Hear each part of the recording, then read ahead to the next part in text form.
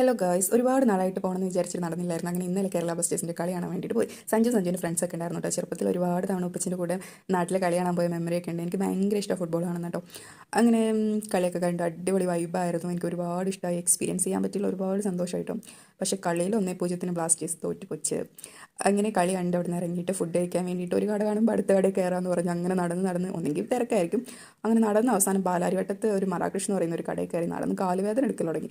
കടയൊക്കെ അടിപൊളി ലുക്കായിരുന്നു, പക്ഷേ കടയിലെ ഫുഡ് മഹാ ഫ്ലോപ്പായിരുന്നു. ഞങ്ങൾ മന്തിയായിരുന്നു ഓർഡർ ചെയ്തത്. പെരി പെരി അൽഫാം, നോർമൽ അൽഫാം, പെപ്പർ അൽഫാം. നോർമൽ അൽഫാമിൻ്റെ മുകളിൽ അപ്പോൾ കുറച്ച് പെപ്പർ തൂക്കി അങ്ങ് കൊണ്ടുവന്നിട്ടുണ്ട്. റൈസ് ആണെങ്കിൽ തീരെ ചൂടുണ്ടായിരുന്നില്ല.